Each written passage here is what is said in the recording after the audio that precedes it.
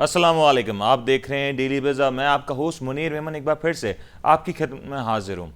अगर हम बात करें पाकिस्तान में इकानमी के लिहाज से, हम अक्सर बात करते हैं, लेकिन इकानमी के साथ साथ दुनिया भर में जो एक चीज़ आज जुड़ चुकी है वो एंटरटेनमेंट इंडस्ट्री और साथ में स्पोर्ट्स की इंडस्ट्री है। ऐसी इंडस्ट्री है जो दुनिया भर में भरपूर रेवेन्यूज़ जनरेट करती हुई नज़र आती है। अगर हम इसी पैराए में बात करें तो दुनिया भर में, जिस तरह से मैं अपने चाइल्डहुड की बात करूं, तो जब मैं बड़ा हो रहा था तब मैंने देखा कि कुछ ऐसे आइकॉन्स थे जिनको मैं देखता था और एडमायर होता था, इंस्पायर होता था, और कहीं वहीं से शायद मुझे फिटनेस की जो शौक था वो पैदा होने लगा। अंडरटेकर की बात की जाए या दूसरे रेसलिंग आइकॉन्स की बात की जाए तो हम देखते थे कि बड़े शौक से किस तरीके से वो टीवी स्क्रीन्स पे आते थे और अपने स्टंट से, अपने एक्रोबेटिक अंदाज से हम सबको महसूस करते थे। लेकिन हर वक्त जब भी मैं वो रेसलिंग्स देखता था, वो चीज़ें देखता था, तो एक सवाल मेरे दिल में हमेशा आता था कि क्यों इस तरह का काम पाकिस्तान में नहीं हो सकता। क्यों पाकिस्तानी कोई ऐसा रेसलर हमें उस रिंग में नज़र नहीं आता जो उस तरह के लेवल के स्टंट्स करता देखे जाए। और पाकिस्तान में ये स्पोर्ट्स कब आ सकेगा? हज़ारों तमाशाई, 60-70 हज़ार का क्राउड जब भरपूर आवाज़ में एक रेसलर के पीछे आवाज़ निकालता है, चेयर करता है और भरपूर तौर पे सपोर्ट करता है, तो उसका एटमॉस्फेयर ही डिफरेंट होता है। कब होगा कि वहाँ पे पाकिस्तान का नाम, पाकिस्तान का नारा गूंजेगा? इसी हवाले से आज हमारे प्रोग्राम में एक बहुत इंटरेस्टिंग गेस्ट है हमारे साथ, और उनका ताल्लुक भी इसी स्पोर्ट्स से है। शायद पाकिस्तान में इस स्पोर्ट्स को मुतारिफ कराने में, इंट्रोड्यूस कराने में ना सिर्फ उनका बल्कि उनकी पूरी फैमिली का भरपूर किरदार नजर आता है। जी हाँ, आज हमारे साथ एक बहुत ही स्पेशल गेस्ट हैं और हम उनको वेलकम करेंगे अपने शो पे। का नाम है जमील चांडियो साहब। जमील साहब, welcome to the show. Thank you very much. Jameel साहब, कैसे मिजाज हैं? अल्लाह का लाख शुक्र है। जमील साहब, बचपन से ये एक हसरत रही कि रिंग में कोई पाकिस्तानी पहलवान उतरे और गोरों को थोड़ा सा धोए, पीटे, पटके, और हम वहाँ से जिस तरीके से हम आवाज़ें लगाते थे ना, वो पाकिस्तान के लिए भी आवाज़ें निकलें। ये क्यों पाकिस्तान में जो स्पोर्ट्स है ये नहीं हो सका? और ये स्पोर्ट्स एक्चुअली क्या है? आप कौन से स्पोर्ट्स को प्रमोट करते हैं? Thank you very much. और सबसे पहले मैं आपको ये बता दूं कि पाकिस्तानियों ने गोरों के मुल्कों में जाके बीट किया है। Exactly, wow. और ऐसा नहीं है कि अल्हम्दुलिल्लाह, यस, ये हमारा यहाँ पर एक लूप होल्स है, या आप समझ लें कि एक बदकिस्मती है कि स्पोर्ट्स को हमेशा नेगलेक्टेड स्पोर्ट्स की तरह लिया गया। बट ये है कि पाकिस्तान के अंदर मैं ये समझता हूँ कि टैलेंट पूरा है, A to Z तमाम चीज़ें मौजूद हैं। जो चीज़ कमी है वो है हमें एक ब्रिज की, यानी कि कोई भी चीज़ जब दिखती है तो उसके लिए तमाम टूल्स साथ में काम करते हैं। उसमें मीडिया का रोल होता है, उसमें डिजिटल का रोल है जो आज के दौर में ज़रूरत होती है, प्लस उसमें ब्रांडिंग्स यानी कि स्पॉन्सरशिप। कोई भी स्पोर्ट्स बगैर इन तमाम चीज़ों के चल नहीं सकता। वो ब्रांडिंग, स्पॉन्सरशिप एक तो यकीनी तौर पे आज अगर हम देखें स्पोर्ट्स इंडस्ट्री का एक बड़ा इंपॉर्टेंट पहलू है। लेकिन ये जो आप रिप्रेजेंट करते हैं, ये जो आपकी टी शर्ट पे लिखा हुआ है, एक तरफ पाकिस्तान का झंडा जो आपने बड़ा प्राउडली वेयर किया हुआ है, दूसरी जानिब ये K7, ये K7 क्या है? और मैं पढ़ रहा था आपके बारे में तो बड़ी इंटरेस्टिंग आपकी फैमिली की हिस्ट्री है। जी, आपके भाइयों की बड़े कोई मेडल्स वगैरह जीते हुए हैं? बिल्कुल। मेरे यूँ है कि जी, पाकिस्तान में मार्शल आर्ट्स के 2 से 3 आप समझ लें कि डिसिप्लिन उन्होंने स्टार्ट लिया था। तो ये अर्ली 75-78 के बाद मार्शल आर्ट्स जब अपने उरूज पे आया था, तो उस वक्त कराटे और जूडो टाइप की एक्टिविटी चल रही थी। तो कराटे भी 2 तरह के होते हैं, एक होता है फुल कांटेक्ट, एक होता है सेमी कांटेक्ट। हमने शुरू किया क्यूकुशन कराटे, जिसको फुल कांटेक्ट कराटे कहते हैं। उसके जो हमारे पाकिस्तान में जो चीफ थे, उनका नाम है सियान इनामुल्लाह खान। उनके बहुत से स्टूडेंट थे, उन स्टूडेंट्स में से चंद स्टूडेंट्स ने पाकिस्तान को रिप्रेजेंट किया। उसमें मेरे सबसे जो बड़ा नाम जो पाकिस्तान की तरफ से गया वो था मेरे बड़े भाई शकील चांडियो, जो कि उस आर्ट के पाकिस्तान के 5 से 6 दफ़ा के चैम्पियन रहे। उस दौरान में मैं उनके साथ कनेक्ट हो गया था। उन्होंने जब ब्लैक बेल्ट ली तो मैं उस वक्त येलो या ग्रीन बेल्ट था। वो दौर चलता रहा। फिर हम दोनों ने नेशनल चैम्पियनशिप में एक साथ पार्टिसिपेशन की और हम दोनों ने कामयाबियाँ हासिल की, और मैं इसी तरह उनके साथ साथ चलता रहा। शकील भाई का रोल ये रहा है कि उन्होंने इंटरनेशनल में वो नाम कमाया जो कि पायनियर स्टूडेंट्स में आते हैं, इनाम साहब। मेरी जब एक्टिविटीज़ प्रॉपर शुरू हुई 90 के बाद, 1991-92 में जब हम जापान गए, वहाँ पर मैं और शकील भाई ने पोजीशंस ली, जिसको हम एशियन फुल कांटेक्ट कराटे कहते थे। उस वक्त तक मिक्स मार्शल आर्ट्स का नाम नहीं था जो आज पूरी दुनिया में है, जिसको हम MMA कहते हैं। फिर किक बॉक्सिंग का वजूद आया। लेकिन ये फैक्टर है जो आप मार्शल आर्ट्स की बात कर रहे हैं, हम देखते हैं अक्सर रेसलिंग जो हम देख रहे होते हैं आमतौर पर टीवी पे, that wrestling is all about entertainment. शायद उसमें फुल कांटेक्ट नहीं होता, लेकिन आप जिस फाइट की बात कर रहे हैं that is full contact, that is real blood, this is real blood, real pain and real agony, everything is real, टूट फूट सब कुछ real। That's why यहाँ पर इशू ये है ना कि यहाँ इसको नेग्लेक्टेड की तरह ले लिया गया कि ये तो जी गरीब लोगों का गेम है। 90% जो चैंपियंस बनते हैं ऑल ओवर दी वर्ल्ड, आप समझते हैं कि अंग्रेजी बोलना कोई वो नहीं होती है कि फिलॉसफी। लोग कहते हैं जी जो इंग्लिश बोलते हैं तो वो बहुत बड़ा कोई एजुकेटेड होगा। ये जितने भी बॉक्सर्स हैं, जितने किक बॉक्सर्स हैं, एमएमए के फाइटर्स हैं, ये तमाम वो लोग होते हैं जिनका शौक बचपन से इस तरफ होता है। ये देखिए अंदर होता है फाइटर का। सही है। जो फुल कॉन्टेक्ट फाइटर होगा, आप उसकी लाइफ स्टाइल देख लें, बिल्कुल डिफरेंट होती है, डिसिप्लिन होती है, क्योंकि उन्हें पता होता है कि what exactly he is doing it. And उसका जो कोच होता है वो उसको उसी तरह डिसिप्लिन में, उस एनवायरनमेंट में ट्रेनिंग कराता है। तो यहाँ पर तमाम चीज़ें मैं फिर कह रहा हूँ मौजूद हैं, और जो चीज़ें हमें कमी और जो मैं मतलब बड़ा एक सॉरी टू से मुझे सैडनेस लगता है कि जब हम जेन्युइन लोग मीडिया के अलावा जब हम ख़ास तौर पर स्पॉन्सर के पास जाते हैं तो वहाँ से हमें ये पूछा जाता है कि जी आप लोगों का लेवल अभी उस कैटेगरी में आया नहीं, आपकी रेटिंग नहीं है इस किस्म की। अब जब हर स्पॉन्सर हमसे कहेगा कि जी हमारी रेटिंग नहीं है, तो हम तो रेटिंग बना चुके हैं। सही। अब हम बहुत सारी चीज़ें करेंगे, आप हमारे साथ दें तो आप रेटिंग को देखें। अच्छा, मैं एक चीज़ बड़ी देख रहा था, बड़ा इंटरेस्टिंग सा फैक्टर है कि जिस स्पोर्ट्स के हम अभी जिक्र कर रहे हैं, रेसलिंग है, कॉन्टैक्ट फाइटिंग है, ये दुनिया भर में बहुत ज़्यादा पसंद किया जाता है, और ना सिर्फ on the front picture, on the larger picture, but underground level पे भी दुनिया भर में ये स्पोर्ट्स बहुत ज्यादा मकबूल है। बिल्कुल है। साथ साथ एक और बड़ा फैक्टर है कि इकोनॉमी के लिहाज से या प्रॉफिटेबिलिटी के लिहाज से दुनिया के बड़े स्पोर्ट्स में इसका शुमार होता है। अगर हम बॉक्सिंग की बात करें तो ऑलमोस्ट बॉक्सिंग में हम देखते हैं 361.5 मिलियन डॉलर की जो इंडस्ट्री ये बन चुकी है। इसके अलावा अगर हम बात करें रेसलिंग की, जो नॉर्मल रेसलिंग हम टीवी पे देख रहे होते हैं, ऑल अबाउट एंटरटेनमेंट रेसलिंग की जो बात करते हैं, उसके रेवेन्यूज खाली 960.4 मिलियन डॉलर्स हैं, और ये बड़ा नंबर यकीनी तौर पे, मतलब इतनी बड़ी शायद हमारे पाकिस्तान में बड़ी से बड़ी कंपनीज नहीं है जितना ये एक स्पोर्ट्स रेवेन्यू जनरेट कर रहा है। पाकिस्तान में हम ऐसा क्यों नहीं कर पा रहे हैं कि ये रेवेन्यू को हम पाकिस्तान नहीं ला पा रहे? ना पाकिस्तान में फाइटर्स की कमी है, ना वेन्यूज की कमी है, असल मसला कहाँ पे आ रहा है? एक मखसूस लॉबी है इस कंट्री के अंदर। मैंने कई दफ़ा अपनी पोस्ट में, और जो मेरे फॉलोअर्स हैं स्पोर्ट्स के, मार्शल आर्टिस्ट के, मैं उनको हमेशा कहता रहता हूँ, एक मखसूस लॉबी है। जब ये स्टार्ट हुई थी तो वो लॉबी ने काम ये किया था कि क्रिकेट को, मैं क्रिकेट के खिलाफ नहीं हूँ, लेकिन उससे हमें बहुत फ़र्क पड़ गया। सही। क्रिकेट को आपके पूरे पाकिस्तान की जो एलीट क्लास है, जो इस्टेब्लिशमेंट है, उन्होंने समेत उनको मिलाया, इन्वॉल्व किया ब्रांडिंग से और मीडिया को। सही। तो ये बेसिकली एक ट्रायंगल उनका बन गया। अब उस ख़ास लॉबी ने क्या किया कि जी इसके बजट इस तरह मखसूस किए गए कि उनके बाद उनके पास मजीद कुछ रहता ही नहीं है किसी और चीज़ को दिखाने को, या कहीं और दिखाना चाहते हैं। जी, वो पहले से ही तय हो चुके होते हैं। जब हम जाते हैं तो वहाँ ये कहा जाता है कि जी देखें, बात ये है कि यहाँ पर करने के लिए उस माइंड सेट के बारे में सोचना पड़ेगा कि आखिर वो कौन लोग हैं, जिस तरह के जो पॉलिसी मेकर्स हैं, जो स्पोर्ट्स को, ख़ास तौर पर कॉम्बैट स्पोर्ट्स को। अब आपने मुझे बात की रेसलिंग की, अल्टीमेट फाइटिंग चैंपियनशिप, इस वक्त दुनिया में सबसे ज़्यादा देखे जाने वाला गेम जो है, it's called MMA, mix martial arts. ठीक है, ठीक है जी। मिक्स मार्शल आर्ट्स और प्रोफेशनल बॉक्सिंग, ये वो स्पोर्ट्स हैं कि जो एक फाइटर को नीचे से, आप समझ लें कि ज़मीन से आसमान की तरफ ले गए। सही। क्यों? क्योंकि उसमें ब्रांड भी इन्वॉल्व हो गए, उसमें पे पर व्यू सेगमेंट शुरू हो गए, उसमें तमाम ब्रांडिंग के साथ फाइटर की जो वर्थ है, उसकी जो टीम की वर्थ है, वो इतनी हैवी हो गई कि एक फाइटर मिलियन डॉलर्स में एक फाइट करता है। सही। सिर्फ एक फाइट की उसको 2 से 3 मिलियन डॉलर की विनिंग प्राइस जो UFC में मिल रही है। सही। ऐसे कई फाइटर्स हैं जो वेरी वेल नोन हैं, उनको प्रॉपर जो है ना डेवलप किया जाता है। हमारी कंट्री का सबसे बड़ा प्रॉब्लम यह है कि हर कोई इंतज़ार कर रहा है कि यार मैं इस गेम को सपोर्ट नहीं करूं, बट अगर ये गेम यहाँ आ जाए तब मैं उसमें इन्वॉल्व हो सकता हूँ। सही।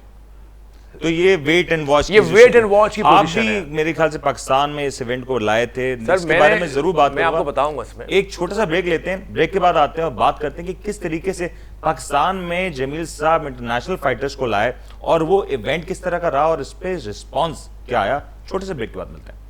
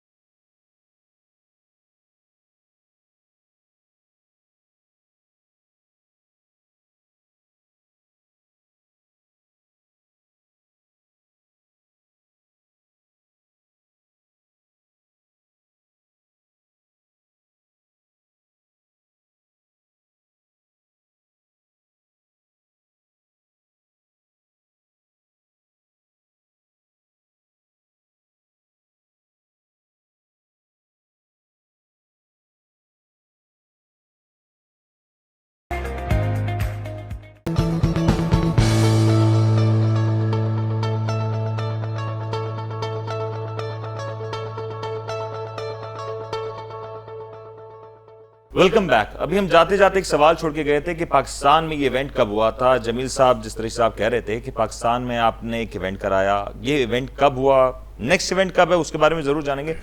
कौन फाइटर्स पाकिस्तान में आते, इवेंट का ओवरऑल रिसेप्शन किस तरह का था? देखिए जी, इवेंट्स स्टार्ट हुए थे हमारे 2003 से, और 2003 में हमने एक लोकल इवेंट किया। उसके बाद रिस्पांस भी मिला हमें, तकरीबन 2000 से प्लस ज़्यादा क्राउड था उसके अंदर। ओके, ठीक है जी, वो चलता रहा। जब हम अपने इंटरनेशनल पीक के उस पर पहुँच गए तो दैट वाज 2013। 2013 में हमारा एक इवेंट हुआ, हमने एक लोकल मीडिया पार्टनर बनाया और उनके साथ हमने इसको वर्किंग में ले गए। कुछ हमें स्पॉन्सर्स मिल गए, लेकिन बहुत तकलीफ दे वो मराइल थे जब हम स्पॉन्सर्स के पास जाते रहे। वो हमने DHA में किया, बहुत बड़े फाइटर्स आए, उसमें बॉक्सिंग, किक बॉक्सिंग, MMA और क्यूकुशन कराटे की फाइट्स थी, इंक्लूडिंग उसमें हमने आर्म रेसलिंग भी करा दी। सही। लेकिन मैं हर स्पोर्ट्स को सपोर्ट करना चाहता हूँ। Definitely masses को मैं support मासेस को करना चाहता हूँ कि हर फाइटर का जो है वो फॉलोवर आता है। अब अगर एक बॉक्सिंग है, लियारी में चंद बहुत अच्छी बॉक्सिंग होती है, सही है। तो मैंने वहाँ के टॉप फाइटर्स को बुलाया। आई न्यू कि वहाँ से काफ़ी उनके जो फॉलोअर्स है, उनके कोचेज है, उनकी टीम है, वो उनके साथ आएंगे। तो हम चाहते थे कि हर एरिया से लोग वहाँ का आके शामिल हो जाए। किक बॉक्सिंग भी एक ख़ास तौर पर होती है, कराची के मुख्तलिफ क्लब्स हैं, हमने किक बॉक्सर्स को इन्वाइट किया, हमने बॉक्सर्स इन्वाइट किए, आर्म रेसलिंग के बहुत सारे लोग यहाँ पर अच्छे हैं, हमने उनको इनवाइट किया। सर हमारा जो प्रॉपर जो इवेंट हुआ वो हुआ 2015 में, वो हमने किया था एक बैंक के नाम से। सही है। और वो हुआ कि उसमें हमने इंटरनेशनल फाइटर्स बुलाए। थाईलैंड से सिंह नुई आए थे और इंग्लैंड से मुब्स बाजवा और शुएब जमाल। सही। इसके अलावा हमारी अपनी K7 की टीम थी और कराची के मुख्तलिफ बेस्ट क्लब थे। ऑलमोस्ट कितने फाइटर्स ने इसमें सारा पार्टिसिपेशन? उसमें फाइटर थे टोटल 11 फाइट हुई थी, तो तकरीबन 22 फाइटर थे, यानी कि 1-on-1 सिस्टम होता है। सही। 3 मिनट का एक राउंड था, 3-3 मिनट के राउंड्स होते हैं, उसके मुताबिक हमने फाइट कार्ड बनाया था। सही है। तो सबसे जो मेन कार्ड था वो सिंह नुई और मुब्स बाजवा का था। सही है। उसके बाद फिर पहला राउंड शुरू होता है। ठीक। स्टार्टिंग में क्या हुआ कि हमने तकरीबन 2000 चेयर्स रखी थी और वो ग्राउंड था गिजरी का, उसमें जो ऊपर बैठने की जगह है प्लस 2000 था। ठीक है। अब 5th या 6th फाइट के बाद हमें नहीं पता चला कि ये क्राउड कहाँ से आया। ओके, मतलब ऑल क्राउड फुल हो गया, पैक्ट हो गया। पैक्ट हो गया। जमजमा बुलेवार्ड में लोगों ने पूछा कि व्हाट इज हैपनिंग। सही। ये वो एक हमारा रेवोल्यूशन हुआ था और इसमें नेशनल इवेंट था, इंटरनेशनल फाइटर्स भी आ गए। आप सोचें कि पूरे पाकिस्तान ने कहा कि यार हमने ऐसा इवेंट कभी नहीं देखा। सही हो गया। ये मैंने नहीं कहा, ये लोगों ने कहा। रिस्पांस सर रिस्पांस बहुत अच्छा आ गया। पीटीवी ने इसे बिल्कुल लाइव चलाया था और हमें बताया भी नहीं। पीटीवी की टीम आई, उनको पता चल गया सोशल मीडिया के जरिए कि जी ये एक इवेंट हो रहा है। मतलब ये एक पूरा ओवरऑल एक पैकेज था, लोगों ने एडमायर किया, स्टैंडर्ड था, इंटरनेशनल स्टैंडर्ड था। आप उसकी वीडियोस देखें, आप उसके आप टेक्निकल साइड को देखें। अच्छा, पॉलिटिशियंस जिस तरह हम देखते हैं कि आम तौर पे पाकिस्तान में जो कमिश्नर कराची हैं या पॉलिटिशियंस हैं या बॉक्सर आमिर खान हैं, मैंने देखा कि उनमें से भी काफ़ी लोग इस तरह के हवाले से इवेंट्स की बात करते हैं। कौन सा सेगमेंट था जिसने आपको उस सारे दौरान सपोर्ट किया और आगे ये इवेंट्स कब होने जा रहे हैं? देखिए, इवेंट तो होने के लिए अभी पेंडेमिक की वजह से आपको पता है कोविड का इशू आया तो अब रुक गए। अदरवाइज़ हम लोग इंग्लैंड बिल्कुल जा रहे थे। 4 अप्रैल को यूके में एक फ़ाइट थी और हमारे 2 स्टूडेंट्स K7 की टीम के हमारे जा रहे थे, जो उस फाइट्स के लिए बाकायदा जो है वो थे, यानी कि वो दे वर सिलेक्टेड क्योंकि उनका नाम था। और भी अच्छे फाइटर्स थे, मैं उनकी पूरी क्यू बना रहा था कि एक फाइटर को मैं ले जाऊं, उसके बाद दूसरे फाइटर को लगाऊंगा। ये हमारा प्राइवेट तरीके से था। हुआ ये कि जो आप बात कर रहे हैं कि पॉलिटिशियंस और बाकी जो आमिर खान का आपने नाम लिया, आमिर खान हमारे क्लब में ज़रूर आए एंड ही वाज सो मतलब सरप्राइज थे वो बहुत ज़्यादा कि यार ये कराची में ऐसा भी होता है, क्योंकि वो यूके में रहा है तो उसे स्टैंडर्ड की एक ज़ाहिर पता था कि वो स्टैंडर्ड क्या होता है। उसने हमें ये कहा कि भाई मुझे नहीं उम्मीद थी कि वो कराची में इस किस्म के लोग भी हैं जो इस स्टैंडर्ड को प्रॉपर तरीके से काम कर रहे हैं। लेकिन चूंकि आमिर खान यहाँ का है नहीं, उसे हमारी इस्टेब्लिशमेंट सपोर्ट करती है। हमारी इस्टेब्लिशमेंट ने क्या किया कि जो उसे पाकिस्तान में मुख्तलिफ शहरों में बुलाया और जो भी इवेंट्स होते थे आमिर खान को as a guest of honour वहाँ बिठाते थे। उसके थ्रू कोई स्पॉन्सर्स नहीं आ रहे थे डायरेक्टली, लेकिन उसके थ्रू वो लोग मीडिया कवरेज डेफिनेटली एक हाइप बन जाती है इवेंट्स की। पॉलिटिशियंस हमारे इस्टेब्लिशमेंट, चाहे वो सिंध की हो चाहे वो फेडरल की हो, हमें अफसोस होता है कि वो लोग उस तरह नहीं लेते हमारे रिक्वेस्ट को या हमारी चीज़ों को जिस तरह उनको लेना चाहिए। उनका बहुत बड़ा एरिया है। स्पोर्ट्स बोर्ड का क्या किरदार रहा है सारी सूरत हाल में? स्पोर्ट्स बोर्ड का किरदार ये रहा है कि आज आप देख लेंगे ये इवेंट में, सॉरी आपकी बात कर रहा हूं, लेकिन ये इवेंट डेफिनेटली ओलंपिक्स वगैरह में भी इस तरह की फाइट्स होती होंगी, डिफरेंट इस तरह के कोई एरिनाज होते हैं जहां से पाकिस्तानी फाइटर्स जाके वहां से मेडल्स ले सके, पाकिस्तान का नाम, इस तरह के कौन से एरिना? ओलंपिक में हमारे चंद सेक्टर जैसे गेम के हैं, से अबाउट जिसमें एक रेसलिंग है। चलो ये रेसलिंग ऑफिशियली तौर पर ओलंपिक भी नहीं थे, मगर एशिया में हम रेसलिंग में बहुत अच्छे हैं, हम कबड्डी में बहुत अच्छे हैं, सही है, ठीक है, हम MMA में भी बहुत अच्छे हैं, हम किक बॉक्सिंग में अच्छे हैं, हम हर चीज़ में बेस्ट हैं। सही। बट होता ये है कि ओलंपिक गेम जो कहलाता है दैट्स कॉल्ड एमेच्योर सिस्टम। आपने आमिर खान की बात की, he is a professional fighter. सही है। यहाँ पर प्रोफेशनल फाइट्स को स्पोर्ट्स बोर्ड के अंदर, आई एम सॉरी टू से मैं ये नाम यूज़ कर रहा हूँ, एक बहुत पुरानी एक लॉबी है जिसको मैं माफिया का नाम देता हूँ। सही। हुआ ये है कि जी हमारा 88 में एक बॉक्सर था हुसैन शाह, आपने नाम सुना होगा। बिल्कुल बिल्कुल। कंट्री छोड़ चुके हैं वो अपने बेटों के साथ, अब वो जापान में रहते हैं। अच्छा। हुसैन शाह से हम भी मिले, हम उसकी बहुत इज्जत करते हैं, वो हमारे से सीनियर थे बहुत, बॉक्सिंग में उनका नाम था। 88 में उन्होंने सियोल में जाकर ब्रॉन्ज मेडल लिया। उसके बाद आज तक आपके पास कोई ब्रॉन्ज मेडल छोड़े आप, हम सिलेक्ट नहीं होते हैं सिंस 88।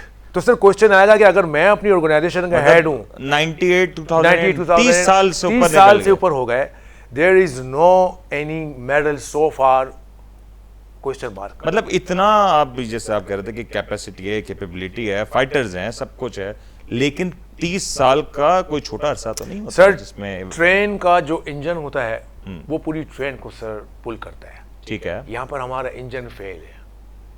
अच्छा, तो इस फेलियर के पीछे प्रॉब्लम ये है कि राइट जगह पर राइट टूल कहलाता है। आप जहाँ पर मतलब जिस कहते हैं ना कि जी प्लायर का काम है, वहाँ पर हम स्क्रू ड्राइवर से खींच रहे हैं उसको, तो वो नहीं निकलेगा ना। टूल को सर देखें, यहाँ मेरिट का मसला आ रहा है। यहाँ पर लोग क्या कहते हैं कि जी स्पोर्ट्स बोर्ड और ओलंपिक एसोसिएशन के आपस में बहुत प्रॉब्लम्स हैं। उसकी सामने आपकी ज़िंदा मिसाल ये है कि आज हम अपनी बात तो छोड़ दें, अगर हम बात करते हैं तो हमें कहा जाता है कि आप स्पोर्ट्स बोर्ड से एफिलिएशन लें, तब हम आपकी को एंटरटेन करेंगे। ये हमें सेक्रेटरी स्पोर्ट्स सूबाई या फेडरल के हमें कहते हैं। मतलब ये आज तक होता रहा है, उनको पता ही नहीं है कि जी ये सारी गेम प्लान क्या होती है, एथलेटिक प्रोग्राम क्या होता है, डाइट क्या होती है, डाइट क्या होती है, टाइम क्या होता है। 4 साल के बाद ओलंपिक होता है, तो आपकी अगर लंदन ओलंपिक के बाद, रियो ओलंपिक के बाद आप कहाँ खड़े थे? इस वक्त पाकिस्तान किसी भी क्वालिफाइंग राउंड के लिए तैयार नहीं है। बड़े अफसोस की बात है Qualifying कि इतना पोटेंशियल होने के बाद भी अभी तक हमारे जो प्लेयर्स हैं वो उस लेवल तक नहीं पहुंच सके। लेकिन प्लेयर्स प्राइवेटली सर हम बहुत स्ट्रॉन्ग है, प्लेयर्स की जो बात है, क्लब स्ट्रॉन्ग है, लेकिन चूंकि उनको रोक दिया जाता है, जी पॉलिटिक्स है। अगर मैं ठीक नहीं हूं तो मुझे इतना ज़र्फ होना चाहिए कि I should take someone at least for my support. अगर मैं वहां पर हायर रखना चाहता हूं तो मैं किसी कंसल्टेंट को तो हायर कर लूं, सही हो गया। एटलीस्ट कोई मैरिड का बंदा मेरे साथ खड़ा हो और वो मुझे हेल्प कर ले। यहाँ क्या हो रहा है कि जी आपने अपना पूरा नेटवर्क ऐसे बनाया हुआ कि जिसमें कोई सोर्स वाला आदमी आपके साथ काम नहीं कर सकता। And you need a think tankers to conduct this kind of activities, you need experience people. बिल्कुल बिल्कुल बिल्कुल जमील साहब, बिल्कुल। आई थिंक ये एक बड़ा नीड ऑफ द टाइम है कि पाकिस्तान में इस तरह के स्पोर्ट्स को, इस तरह की एक्टिविटीज़ को, क्योंकि हम दुनिया भर में देखते हैं डिफरेंट स्पोर्ट्स हों, शायद उनका नाम भी हम नहीं जानते, उन स्पोर्ट्स पे इतनी ज़्यादा इन्वेस्टमेंट की जाती है पब्लिक प्राइवेट पार्टनरशिप के तौर पे, या गवर्नमेंट भरपूर तौर पे उनको ग्रांट्स देती है, सपोर्ट करती है, स्पोर्ट्स बॉडीज़ होती हैं जो सारा मामले को सपोर्ट करते हैं। ये एक डिफरेंट पहलू है सारी सूरत हाल का। यहाँ पे एक छोटा सा ब्रेक लेते हैं, ब्रेक के बाद आएंगे और बात करेंगे कि इस जो स्पोर्ट्स है इसमें कौन लोग पार्टिसिपेट कर सकते हैं और इसकी पार्टिसिपेशन के लिए, ओवरऑल तैयारी के लिए डाइट्स, हेल्थ रूटीन, डिसिप्लिन क्या कुछ होते हैं। ब्रेक लेते हैं, ब्रेक के बाद वापस आते हैं।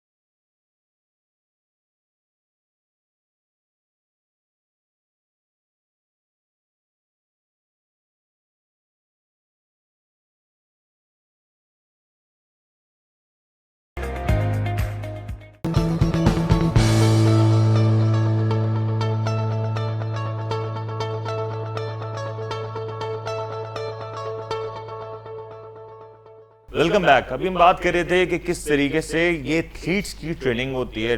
डेफिनेटली कोई भी प्रोफेशनल स्पोर्ट हो तो उसमें ट्रेनिंग का जो मरला है, डाइट का जो मरला है, पॉइंट ऑफ व्यू है, बड़ा ही सिग्निफिकेंस इख्तियार कर लेता है। क्रिकेट की बात करें, हॉकी की बात करें, तो सारे का सारा आज जो दारोमदार है वो बेस्ट डाइट पे और साथ साथ उसकी ट्रेनिंग पे।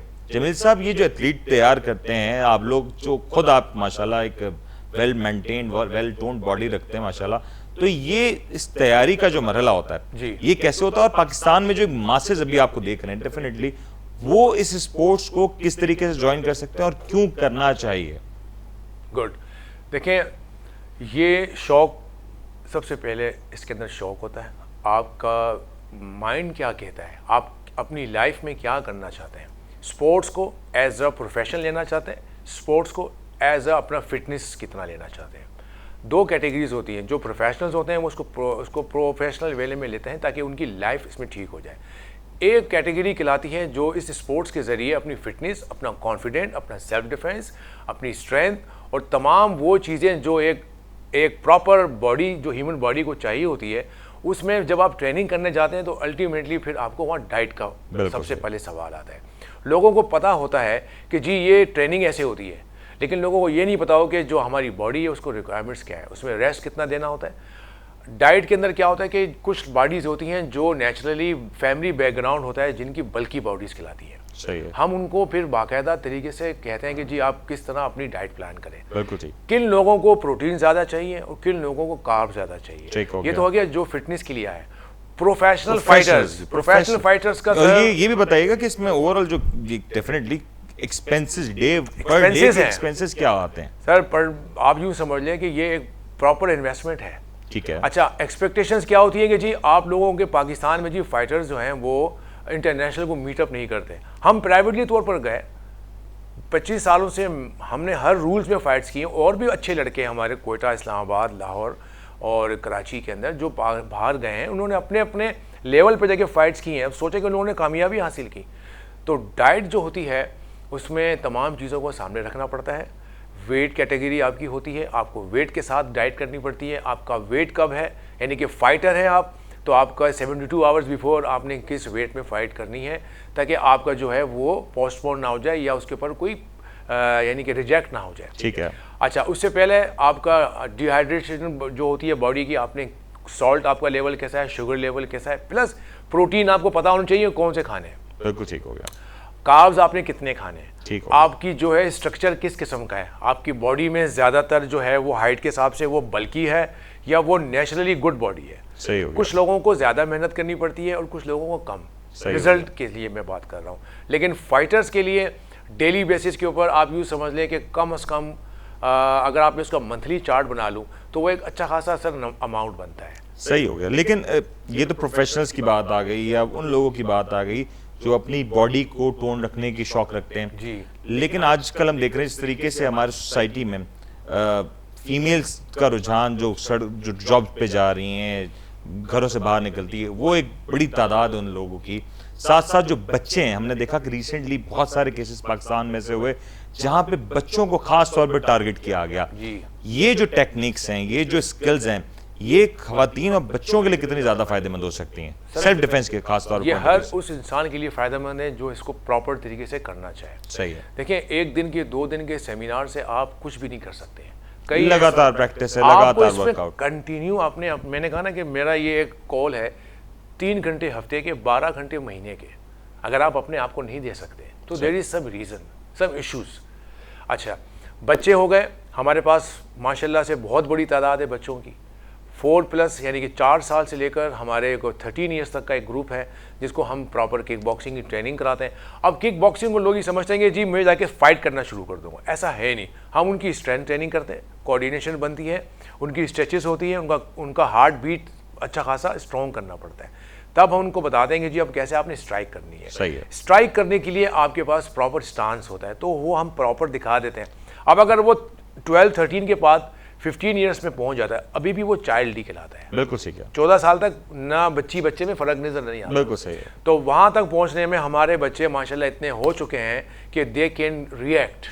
बिल्कुल सही है। हमने यहाँ तक काम कर चुके हैं कि अगर जो रिएक्ट नहीं कर सके तो हमारे में कहीं कमज़ोरी है, तो हमारे जो बच्चे हैं वो रिएक्ट कर सकते हैं जो 14 ईयर्स के नीचे हैं। प्लस फीमेल्स की बात करेंगे, वुमेन एम्पावरमेंट, हमारे क्लब में बाकायदा प्रोफेशनल कोचेज़ हैं। और हमारी जो स्टूडेंट रमीशा शाहिद थी वो 5 साल K7 में रहीं, अभी वो बाहर गई हैं अपनी फाइनल स्टडीज़ के लिए। ठीक है। शी वॉज द वन जिनको गवर्नमेंट की तरफ से, सिंध गवर्नमेंट में भी आप समझ लें कि कंसर्न लोगों ने उनको इनवाइट किया। उनकी इतनी हाइप क्रिएट हुई कि लोग उनसे पर्सनल ट्रेनिंग के लिए क्यों लग गई थी। बिल्कुल, वाह। ठीक है। और अब भी हमारे पास कुछ फीमेल्स हैं। हमारे पास यूँ समझ लें कि अगर 100 क्लाइंट है तो उसमें 40% फीमेल है। ये तो साइजेबल रेशो हो गया माशाल्लाह से। They are willing to come and they know how to basically protect their self once they, जब उन्होंने प्रॉपर बॉक्सिंग और किक बॉक्सिंग कर ली, उनको इतना अंदाज़ा होता है कि first initial stage bad touch का क्या होता है। बिल्कुल ठीक है। हम वेपन्स की तरफ नहीं जा रहे हैं। अगर आपको मार्केट में, स्कूल कॉलेज जाते हुए, जॉब पर जाते हुए आपको जो हार्ट बीट आपकी जो अप डाउन होती है, हम उस पर कंट्रोल कराते हैं। ठीक है। हम उनको बताते हैं कि देयर इज आपको डरना नहीं है। जिस तरह से है आपकी बॉडी लैंग्वेज कैसी है। देखिए, अटेम्प्ट हमेशा वीक एरिया पे आता है। बिल्कुल ठीक है। जो बच्चियां, जो लड़कियां नौजवान हैं, मेरा उनको मैसेज ये है कि आपका जो कॉन्फिडेंट है वो आपका फेस और आपकी चाल बताती है। बिल्कुल सही है। हर इंसान किसी जगह पर थेफ्ट के लिए जाता है, वो आंखें बंद करके नहीं जाता। वो ये देखता है कि कौन लोग हैं, कौन सा वीक पर्सन है जो मुझे टारगेट में ईजी आता है। तो जब इंसान की बॉडी लैंग्वेज, उसका चलना, उसका खड़ा होना, वो उन लोगों को अट्रैक्ट करता है। आप देखें, हम लोगों को ये बता दें कि जब आप बाहर निकलें तो आपका फेस आपका पहचान होती है। आपके फेस से डर और आपके फेस से दूसरों के जहनों में डर, ये आपके ऊपर है। डर बनाए रखना, आप डर खुद दूसरों अपने ऊपर लगाए हुए हैं या आप दूसरों को डरा रहे हैं। एक चीज की क्लैरिफिकेशन यहाँ जरूरी है कि ये किसी को हर्ट करने के लिए ट्रेनिंग जरूरी नहीं है, किसी को तकलीफ नहीं।